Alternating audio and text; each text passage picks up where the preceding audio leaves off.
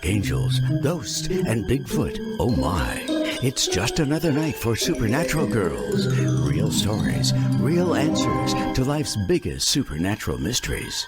And now for another exciting interview with paranormal experts from this world and others. Here's your host, paranormal researcher Patricia Baker, on the one, the only Supernatural Girls.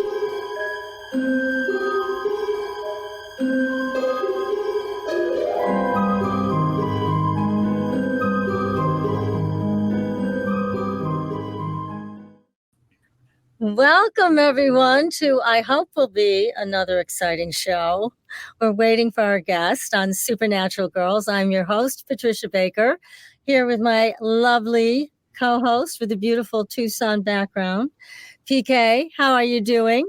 Right now, I'm doing 100% better. My nerves are not as frayed as they were, trying to figure out how to make it doable again. You did a great job. Oh, and you sweet talker, you. Wonderful producer that we have, Chanel. Isn't she a doll? I love Chanel. She's so I do too. She's so good to us. I know. She gets us right where we need to be. So anyways, we are waiting for our guest tonight. Mm-hmm. Well, let's talk about what's going on in the world right now. Well, let's do that. And hopefully our guest, Mark Olly, talking about Europe's Roswell, will be joining us shortly. I just tracked him down via Skype. So I am really hoping that he'll make it tonight. Of course he will. Without a doubt. He could be flying at any second. Yeah. Well, it's a leap year. Maybe he jumped off the stage for a while to jump back in later. How's that? Quite possible. Anything's possible on this show, right? That the possible is impossible and the impossible is possible. Right. Works every time. I know. My gosh. So what is it about this leap year? There's some mystery around it. What is it? Leap year is every 4 years. And that's, you don't really think that much about it unless you're born on that day. You only get a birthday once every 4 years. You get married on that day. You only have to have presents every 4 years. Thank God Christmas isn't on that day. I know it. Goodness me. That would really make me certainly upset. But the reason for the leap year, and I didn't realize until I started taking a look at it, that it's to counter the Earth's orbit. It's to correct it because of that bit of a difference, a tradition now that we're talking about makes a difference. So it balances out the world. Every 4 years, they just add that extra day and they tell us that we're all normal. I doubt that, but that sounds good anyway, that we're normal. Oh, God, who's normal today? It isn't me, that's for sure. But, you know, one of the things about the 29th, though, is tradition has it in some places that women are allowed to propose to men on the 29th. That is so strange. Yeah. That is so strange. Except you have to have somebody you want to propose to. Yeah, I know. I haven't met anybody yet that I think that's worthwhile. You know, there are a few people that would measure up, I have to say. Good friends and that, but not enough to say, marry me. That's right. Yeah. That's right. Because if I'm going to do dishes and laundry, I want it to be really great, not just good. Oh, you said it, girl. It has to be perfect. Well, marriage, you know? Yeah, and one of the things, too, a leap year babies are called leapers or leaplings. Oh. And I didn't know that either. So it's, every once in a while, I get out the old book and start looking through some things. But some cultures think that the 29th is a very unlucky day.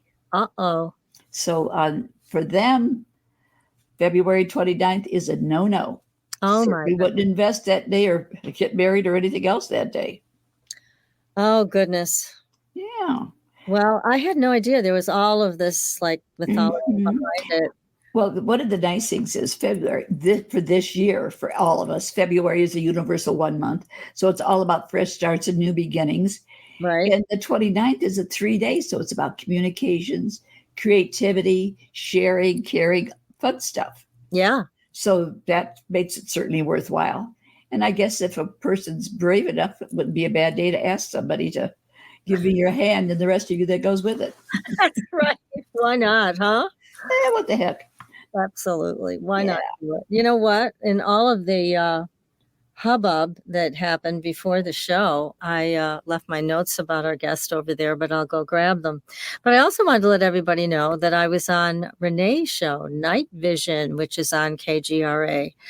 On Sunday night, we're talking about Robin Foy and the Skoll Group. You know, Ooh, yes. one of our favorite topics. And unfortunately, Robin is no longer with us on this side of the veil.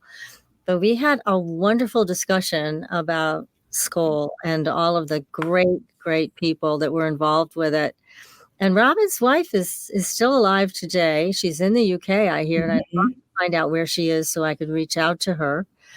So anyways, the great discussion, everybody. Look for it on Night Vision, KGRA with Renee Barnett. And I'm going to grab my notes about our guest. Go ahead and get your notes, and I'm just going to chit-chat a little bit.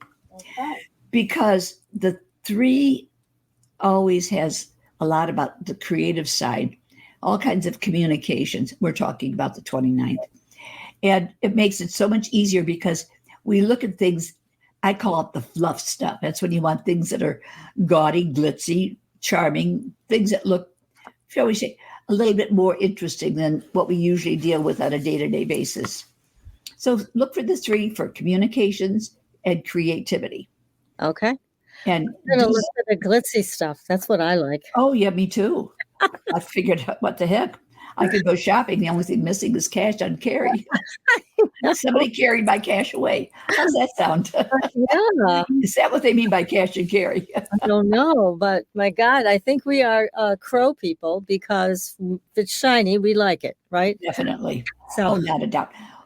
Every woman should have her little, shall we say, a little basket filled with little goodies. oh, I love it. Yes, I agree. I agree. Maybe a little perfume to kind of uplift a little bit. And then you need to put something on to kind of weight you down a little bit, like a diamond bracelet or a necklace or a ring or something. That'll be good.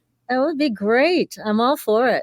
I am too. I think it sounds like a good idea. But let's do that. Ooh. Let's put a little basket together for ourselves. Oh, I like that. Yes. You want to go shopping? Yes, I love to go shopping. Okay. Yes, we can. Shall we meet in the middle? Let's see. Where would the middle be? Chicago? Oh, let's not go there. It's too darn dangerous. Well, that's right. Besides that, it's awfully cold there. I know. Of course, you're in cold anyway. I know, really. Really, here we are. Well, it's getting warmer. It's getting warmer here. It's getting warmer here too, which is nice for a change. Yes. I love getting spoiled by warm weather. Oh. I'm sorry, but I was raised in Illinois, but I'll tell you what, give me the sunshine and the heat any day of the week. I'm with you. I don't know why I live out here. I should live where you do. Well, come on down. I think I found a house, so Good. I'll be out. Well, I hope you did. Besides that, if it's the house I think it is, I want to come visit. Oh, you must. Definitely. Not a doubt in my mind. Yes. I'll start packing if you guarantee it. Oh, believe me, you'll be the first to know. Ooh, okay. So let's talk about our guest. This is a wonderful guest from the UK. His name is Mark Olly, and he was born in 1962. He's young. He's a young man in Warrington, England. Educated at Appleton Hall County Grammar School, Warrington College of Art and Design, University of Liverpool Institute of Extension Studies, Field Archaeology Unit, various business schools, and El-Shaddai College of Advanced Ministry, UK Manchester, where he obtained a certificate of ministry and diploma of biblical studies. Now, for over 22 years, he worked as a professional DJ, musician, and in music management, founding Angelharp Music, Unicorn Entertainments Agency Ltd, and Legendthink Ltd, before moving on to pursue a solo career as a writer, archaeologist, and television presenter. This career has so far taken him to all parts of the UK, France, Egypt, Norway, Italy, Bulgaria, Cyprus, and the Yucatan Peninsula, Mexico, in search of the stuff we love, the ancient and the mysterious. So, Mark, please join us. There you are. Hello. Yay. Yay. Here at last. Definitely. Oh dear. Yeah, I got a bit sort of tangled up in the time difference there somehow. I was an hour out. So anyway, I'm here. I made it. That's what counts. You're here. Yeah. So glad to have you because, we have had a lot of guests on our show talking about Roswell and talking about other UFO experiences, abductions, crashes, but no one has ever mentioned to us this UK Roswell. So we were so intrigued by your book, and I can't wait to hear this story because this is new. Exactly. Okay. So, Right. first of all, what is it that intrigues you about UFOs? Well, back in the 1970s, 1976, I saw what can only be described as an extraordinarily erratic star in the sky, which kind of as a teenager got me into the idea that, there's something out there that can't always be identified. And then in the early 1980s, coming home from a recording session in the early hours of the morning, I saw something that resembled possibly something like the scout ships out of Close Encounters, these little flying things with lights underneath. And it turned out many years later that I wasn't the only person to see this. So it was part of a chain of sightings that occurred along the river where I live here in the north between Liverpool and Manchester. And apparently it was over a 14-mile distance that people saw this little craft. So I already had some background in ufology, but the story really begins at a UFO conference called Probe that also dealt with other things. And in the course of time, I had a huge interest in King Arthur. So I was doing this talk at this conference up here in Blackpool, not too far from here. And basically, we all went to the Indian restaurant afterwards, and there's a guy who I'd seen during the day who was the speaker, and he was particularly good. He had a lot of interest in UFOs, but my interest at this point was primarily archaeology.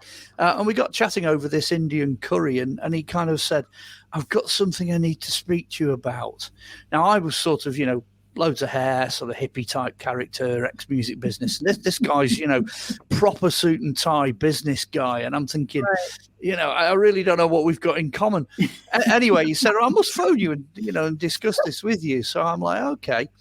So he rings me. I mean, it took about a year, maybe a year or two for him to get around to actually phoning up and us to get sort of into it, as it were. And he said, how do you fancy coming and doing some archaeology on a UFO crash site?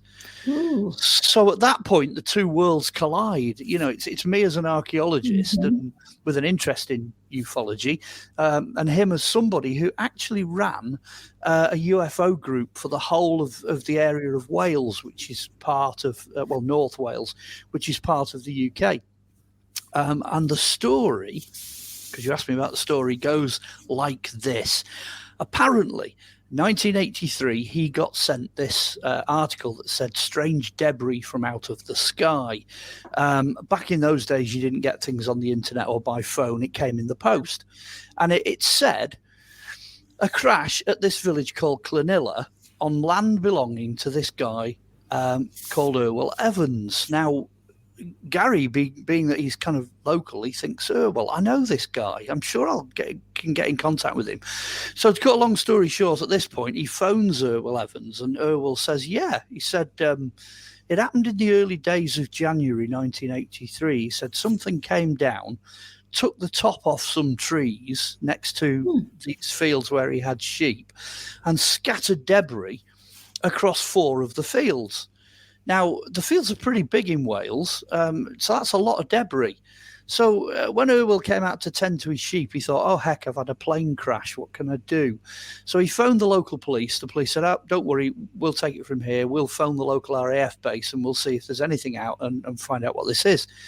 A couple of hours later, he gets an entire crash recovery team turns up, at his farm. And they start clearing all this debris up, which Irwell described as looking like massive pieces of metal, bits of foil, a couple of girders, bits and bobs all over the place, things that he didn't recognise. And he said as it started going dark, they set up these lamps, and he said it was like looking at something from a James Bond movie. And he said there were police officers ordering policemen around, and then there were officers from obviously the Air Force Base. They were ordering Air Force personnel around, but overall there were some guys in suits that were ordering everybody around, black suits. Aha, straight away we think men in black. Anyway, Irwell left them to it. On the following day, when he gets up to tend his sheep and he comes out, everything's gone. There's absolutely nothing there at all. And this is the story he tells to my friend who's Gary Rowe, who was the crash retrieval chap, who at this point says, well, look, they can't have possibly got everything. So what we'll do is we'll come down, we'll have a poke around, we'll see what we can find. So Gary turns up and he has a look around the fields and there's nothing, absolutely nothing in the fields. But when he gets into the woods, he says they couldn't possibly have got all the material out of the woods, not at night, not in the dark. There's got to be something left. And sure enough, he gets 4 pieces of the metal and 2 pieces of the foil out of the woods. So he arranges with the farm then. He says, look, what we'll do is we'll go back, we'll take some metal detecting machines, because it was the early days of metal detecting. He says, we'll have a go and we'll see what else we can find. So they go back, they have a look around, nothing. Second visit, nothing. So they go, okay, we're going to have a go. We'll go for a third visit. Let's have a third visit. Anyway, they never reach the third visit because Irwell phones Gary up and says, you're not going to believe this. They're taking the woods away. They're removing the forest.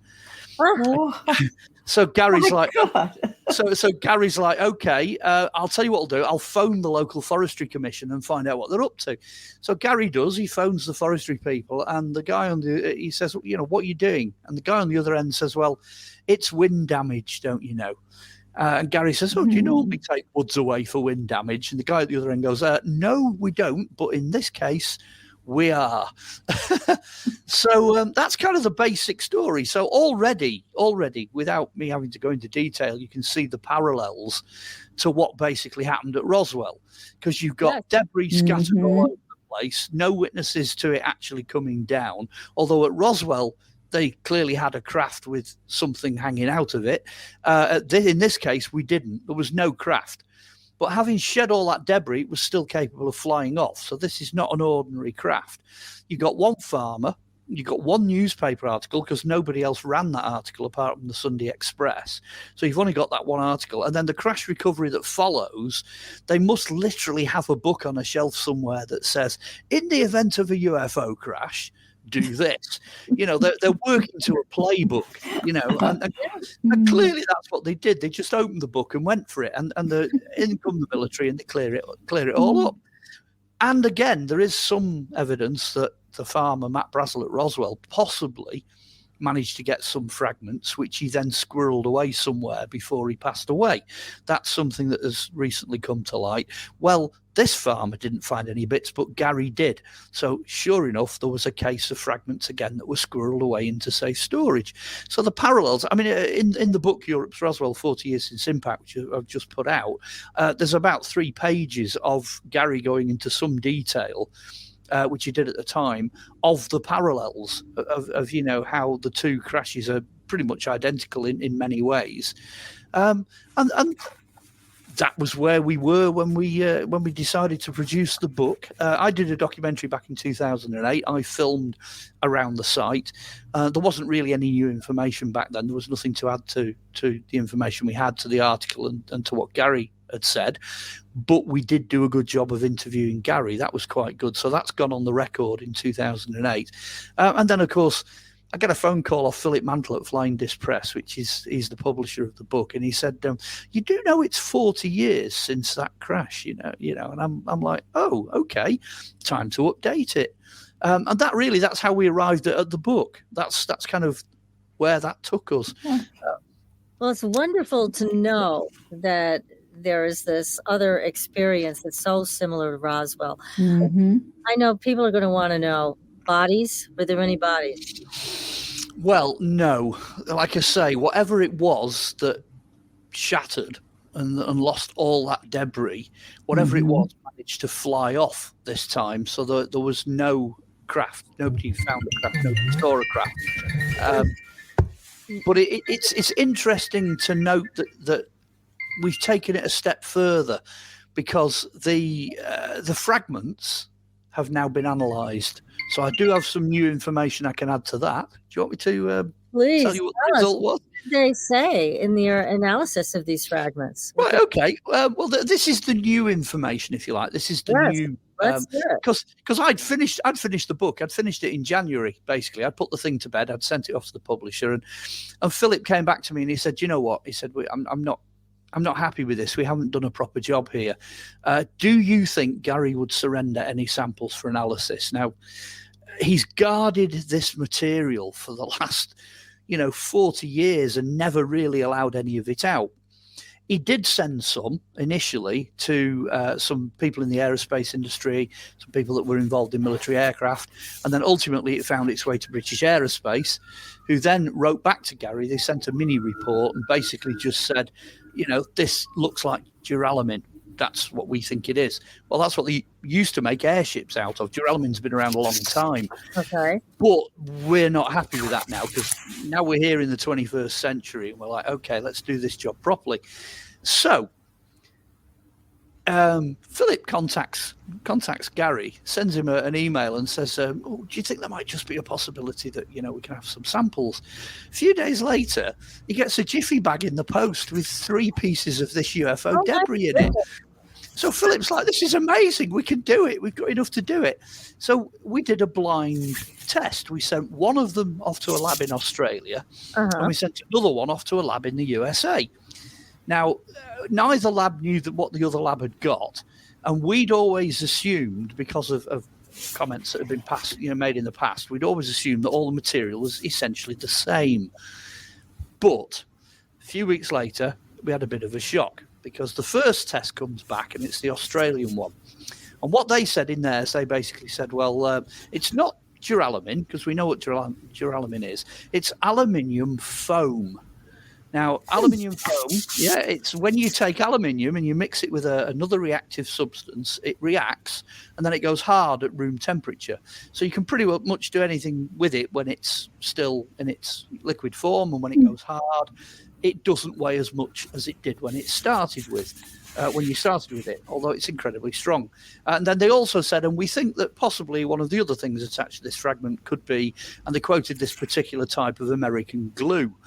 There were lots of other bits and bobs as well, but those were principally what they were saying.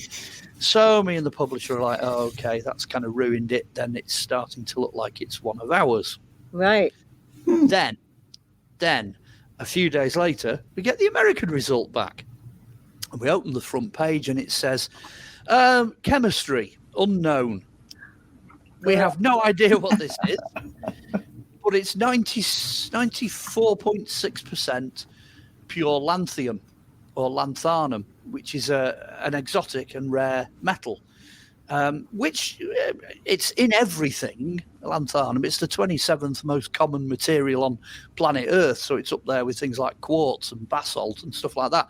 But it's incredibly hard to get it out of the Earth. It's also in the upper atmosphere. It's in meteorites. It's in other planets. Comets, it's all over the place. So at that point, we have to conclude that the 2 samples we sent off were different. One of them was this aluminium foam, and it had some grey resin on one side, resinous substance, and non-aerodynamic green paint on another side.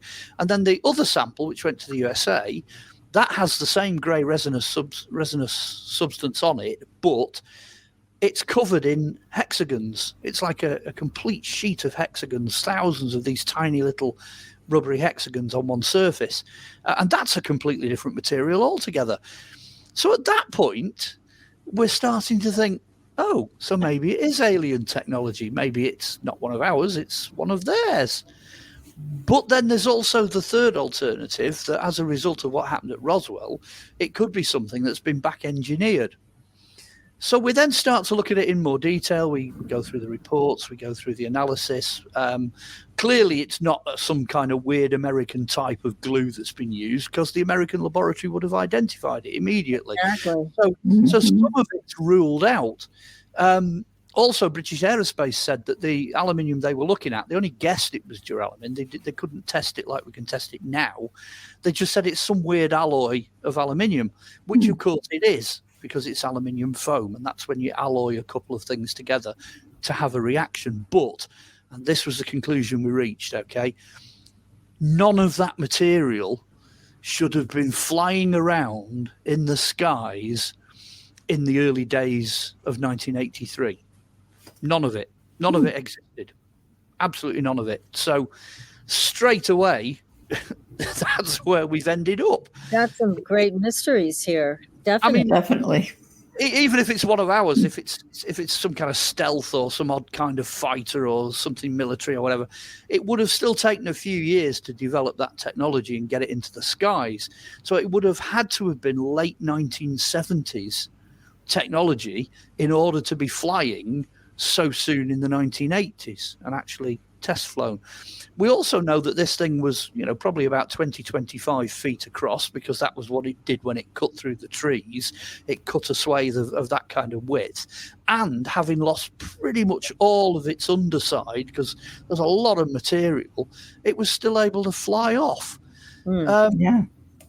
A little bit more investigation we've done as well is looking at lanthanum as a material.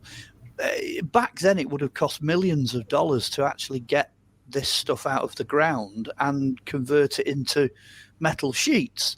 At that point, they'd not even attached that part of the periodic table. There's a whole thing, lanthanamides, which are across the bottom of the periodic table now, that hadn't even been discovered at that point. It was so expensive to get this stuff. Even now it costs a lot of money. And there were sheets of this lying on the field that were 2 meters square and bigger. So we're talking about an enormous amount of this material, a vast amount of it, not just little bits. So really, the rabbit hole has gone deeper. We've ended up going much deeper into it as a mystery since having the test done and publishing the book. Well, I'm so glad you did publish the book, because it's a Amazing story. Yeah. And that it is. all you have to say about the metals and how they were examined, and I mean, it could be, like you said, one of three things, but it does sound like it may have had something to do with what we call here the shadow government, that has its own military, it has its own answers to no one. And I'm sure you've had talks about that. Well, there are two little bits I can add as a postscript, because when Gary got this material initially, when he recovered it in 1983, when we finished doing the documentary, he told me a story which he has subsequently confirmed. He got a knock on the door, and as he's heading for his door's got a glass panel in it. He said he could see these two black figures standing outside his door, so he knew what was coming. So he opened the door, and sure enough, it's two men in black, ties, incomprehensible passage, dark glasses. He glances up the close, and he said there's a couple of blacked out SUVs with no number plates parked in the close. So, he knows what's coming anyway. And the lead guy in this pair said, can we have our material back, please? And Gary just looked at him and went, no. This guy apparently said, for him. said, why? And Gary said, well, I've taken a piece of the metal, he said, and I've broken it up and I put it into round about 100 key rings. And he said, and I've sent it out to all the people I know who are connected to television, media, press. And he said, and if you ever knock on my door again, I'm going to tell them all to release that material. At which point these guys just shuffled off in silence, got into their vehicles and drove away. Oh, that's cute. But when we were doing the book, it did actually strike us that also meant that, number one, they knew that Gary had been in the forest and recovered something. Oh, yes. So they must have been watching the site, which is why they instructed, subsequently that the site be destroyed. And then the other side of it is they also knew where he lived. Mm-hmm. They just turned up on his doorstep. So that's a bit dark. There's a darker side to that. So clearly they were aware that they'd lost this material, And then just in the same vein, but, fast forward from, Gary told me that in 2008. So fast forward to literally this year, a friend of mine who I was acting under my instruction and the publisher did freedom of information requests, which is the next thing you can do in this country, FOI. So you send them out, and it's up to the military whether they respond. Well, in the end, there was 5 of them that went out, Basically, 4 of them came back no. So we had a no from a local Air Force base. We had a no from the police. We had a no from the local authorities in that area of Wales. And then another no came back from another source of records. So at this point, we're thinking, well, this is not going to generate anything new. And then we got the one back from the Central Records Office in Kew in London, which is the main office. And it was interesting because it wasn't what they said. It's what they tried not to say. Because what they said is, they said, we cannot disclose the information about this incident, at which point me and Philip are like, okay, right, you've just told us there was an incident. Exactly. Just confirm that. There it is. And they go on to say, because the people involved in this incident are still alive and the record will be sealed to protect those people for the next 70 years. At which point... 7-0? Yeah, 7-0. At which point we're going, okay, so there were people involved in the cleanup operation then.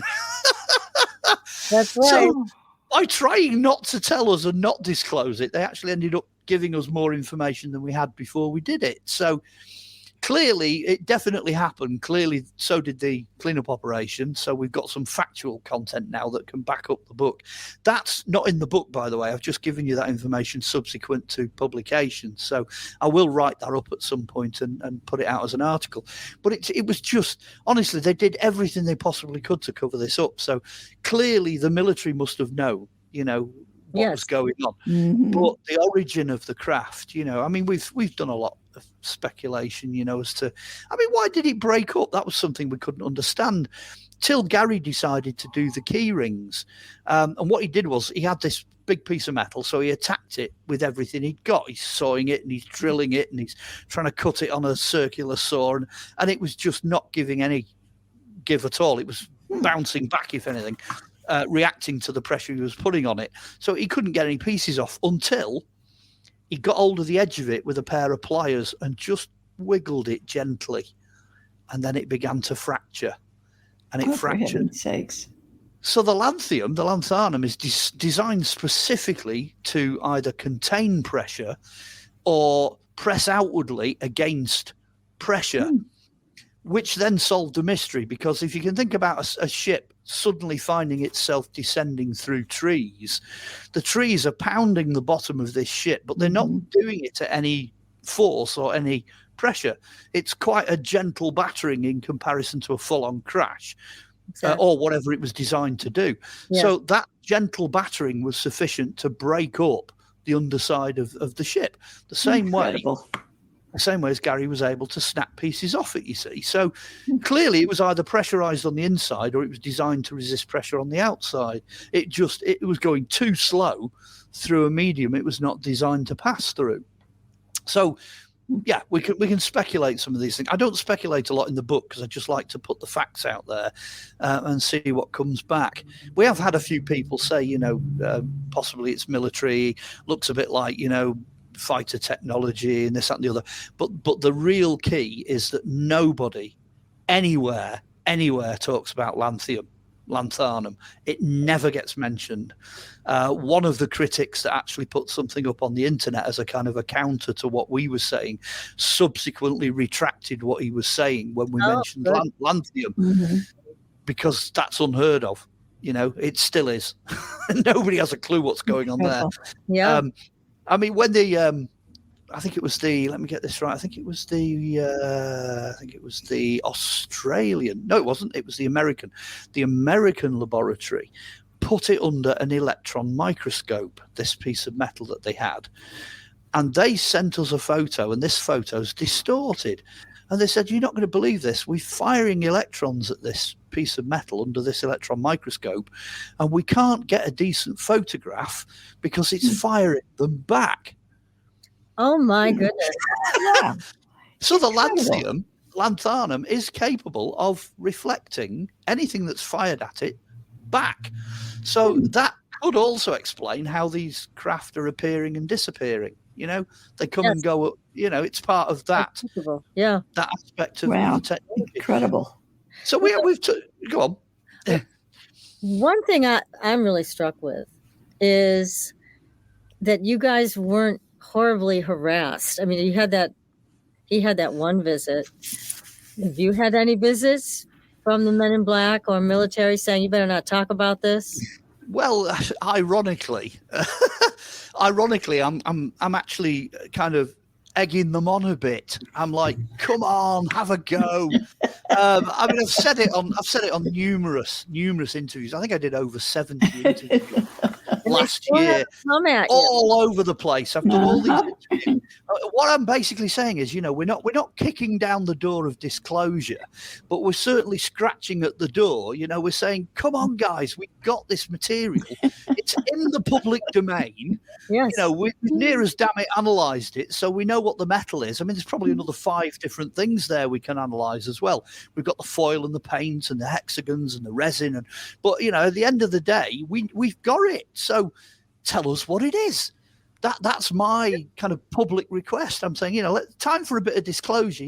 Tell us what this stuff is and what it is we've got. Deadly silence. Nothing. Absolutely nothing. So I take it from that we've probably got it right. I think yes. And see, here with Roswell, we had some guests on the show that wrote a book about how the military went in and threatened the grandchildren, of the people who had witnessed things at Roswell, and told them, if you ever talk about this, we're going to kill your whole family. I mean, I can kind of see that, because that's 1947. So you're talking about sort of post-war, whatever that was. And there has been some debate that it might have been Operation Paperclip. It could have been German technology that the US had acquired, which clearly they didn't want anybody else to know about. Not in 1947. But here's the thing. These people weren't even born in 1947. They were the grandchildren of the people that had been on site and had witnessed this. So this is 2 generations later that they sent in, whoever they is, shadow government or whomever, and threatened their lives if they ever talked about. I mean, come on. It's just appalling. Mind you, we're very British over here. We don't. You guys are more polite. We don't do that sort of thing over here, I'm very happy to hear that, because that's probably why I've got away with it, I would think. There you go. To think about that, really, threatening grandchildren. Yeah. They weren't around in 1947, but we're talking, in the 50s or even the 60s that these people came forth with these stories. Our crash is 1980s. So by the 1980s, things were changing anyway. There was lots more stuff coming out. So I don't think we posed as great a threat in the 1980s as, say, 1940s, 1950s, etc. You had a lot of trouble as well with Russia coming into the frame quite strongly at that period. So you can imagine that there would have been a lot of hesitation from the US, releasing information. But now, good grief, we're in the, 3rd decade of the 21st century. It's 2024 now. So that's what I'm saying. Come on, guys, tell us what this stuff is, Well, we agree. It would be nice. Yeah, we agree with you. Why are they holding back? But they still are. We've heard from some of our sources in the military. They have told us that we will never hear the complete truth, ever. That's what's on their agenda. They're going to give us as little as possible. And a lot of what we've talked about is that, what are they revealing really at this point? They're talking about lights in the sky. Oh, this thing was going so fast and we can't do that today. But they're not talking about these abductions, these occurrences where people have met extraterrestrials or they've been abducted in ways that were unpleasant. And there's been so much fact to back all that up, but they're not talking about that. And that's they don't want to. Yeah, I kind of hit on that at the end of the book. I did another book previous to this one. Go back 2 books with Flying Disc Press, and I did one called Crystal Skulls and Human Heads. And that is a really big examination of human species that have become extinct. But it's part of the puzzle. It's actually part of the same puzzle. What I've been speculating recently, and I think I put that in the book as well, was the idea that these things, whatever they are, be they from another place, so I'm not talking about anything we've built, maybe they're coming not from the future or not from some other planet, Venus or Mars or another galaxy. Maybe they're actually a species of us from the very distant past. And the reason I speculate that is because there's these guys running around with these enormous heads, stretched heads, and the brain capacity of sort of a lot of the aliens that are witnessed seem to be huge, as well as their basic body structure being the same as ours: 2 arms, 2 legs, body, head, etc. If these guys with the big heads were super intelligent, which it would appear they are, on some occasions the brain cavity is 3.5 times the size of ours. Well, imagine if that guy's born with the talents of Einstein. You got 3.5 times the capacity of Einstein sat in an enormous wet computer. Get enough of those guys together, maybe back in whatever you want to call it, Lemuria, Mu, Atlantis, whatever, maybe back then they managed to solve problems of time and space. If they did, they would know about paradox. They would know that if they interfere with that timeline, if they went backwards, they could wipe themselves out, because you can't go back in time. You can't undo what's already done, because you're going to effectively destroy yourself. But there's nothing to stop them going forwards. And if you go forwards, it gives you an opportunity to see where things end up. Now, if that's their intention, if these guys have got machines that can travel in time and space, if they are going forward, no danger of a paradox, but a lot of curiosity as to what's going on when they arrive at the other end. So they need samples. They need, most people talk about cattle mutilations and abductions of cattle and sheep, but there's also other things disappeared. There's badgers and squirrels and you name it, all kinds of different animals that generally don't get talked about, but there's loads of different kinds of abductions as well as people. Now, it makes sense if they're interested primarily in trying to find out what's happened to the environment, what's going on now. They might possibly have been doing it right throughout human history, because as an archaeologist, I know there's enough stuff knocking around that either looks like UFOs, sounds like UFOs, or in one particular case in Egypt, there's actually a translation of a papyrus that actually could very well be a UFO. Go all the way back to Babylon, and they've got kings that are ruling colossal periods of time that they describe as coming from the skies. So as an archaeologist, I know all this information's there, but to me it doesn't speak of alien beings coming from other planets or future people coming back.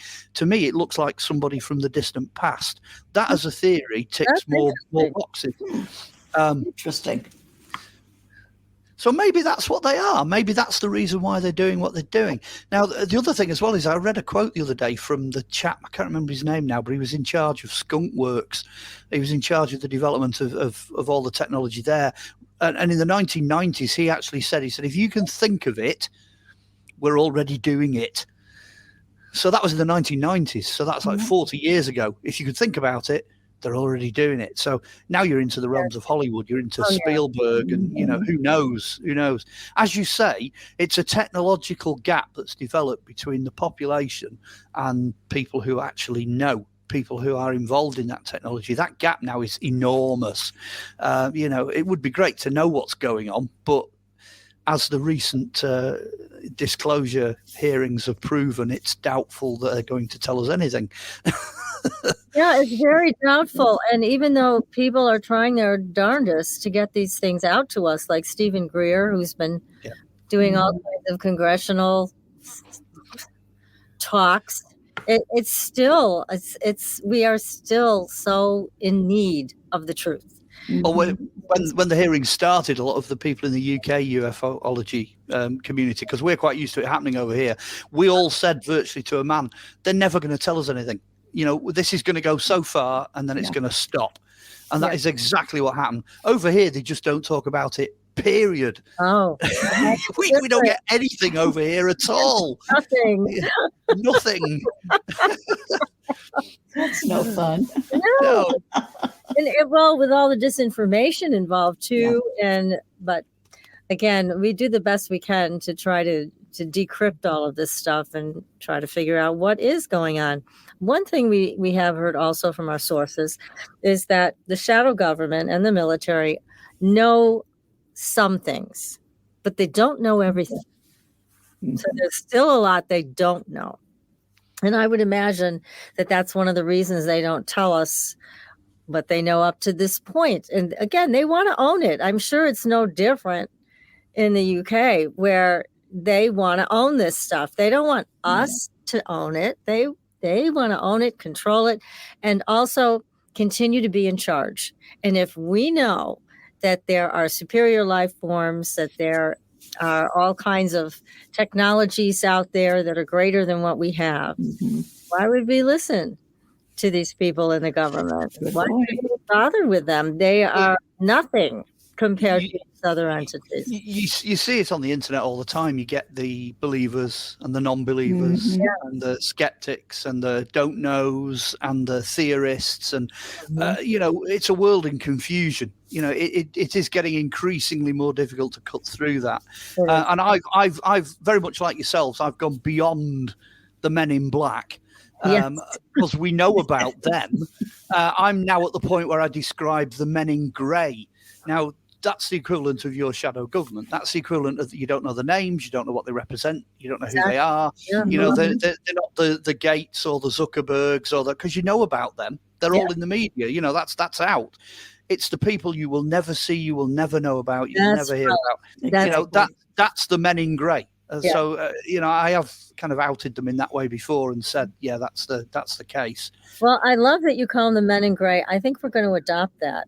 It's a please title. Makes good sense. Credit. It's a wonderful title for them. I think it works. Very good. Now, tell us again a little bit more about where people can find your books, because unfortunately, we're already running out of time. Right. Okay. Well, I'll keep this really simple. I'm a guy of simple persuasions anyway. All the books I've ever done, all of them, there's 9 of them, they're all on Amazon. Oh, so there you go. Good. Amazon, dead simple. Type my name in, type in the title of the book, Europe's Roswell, or there's a King Arthur one, there's Crystal Skulls and Human Heads, there's one on the Green Man, there's one on Robin Hood. Hey, that's the book. Type that in. It's on Amazon, okay? If you want to contact me, I only have in social media a Facebook page. So just send me a friend request. I'm on Facebook and we can chat on Messenger. So that's easy enough. And then if you want to see what I've done in the past, we uploaded my entire archive of material this last year. It took ages to do it. It's all on YouTube through a company called Drake, Michigan. Oh, wow. Or just go straight to YouTube. So it's Amazon, Facebook, YouTube. Okay, we know how to track you down now. There you go. And I was looking through some of your other writings, and we'd love to have you back to talk about any of these other topics, because we love all of them, especially crystal skulls. We haven't anybody to talk about that in a long time. That's for sure. It's been a long time. So we'd love to have you back for that at the very least, and possibly some of your others too. Okay, I'll get the time difference right this time. And my apologies for being a little bit late. Well, I'll be sure to do way ahead of time on the time. It is a little tough to keep track. I miscalculated the time difference between where you are and here by an hour. So I thought we were starting at midnight, but we started at 11. But never mind. Well, you were kind enough to give me your phone number, so I was so sweet. You, so that was nice of you to do, and it tells me we need to get everybody's phone number, right, PK? So definitely. In case you have to track others down again. But Mark, it's been an absolute pleasure. Yes, it has. We had Thank you for having me. We had no idea there was a Roswell in the UK, and it's been so exciting. Can't wait to hear about the crystal skulls. I know. I can feel that next talk coming on already. The next interview. Very good. That. Oh my goodness. Yes. Have you seen them? I own one. Oh. We're going to schedule you, and you're going to have it right next to you. Okay. Oh yes. Well, when you book me for the interview, just mention that and just put, bring yourself. Like you to bring him on. Yeah.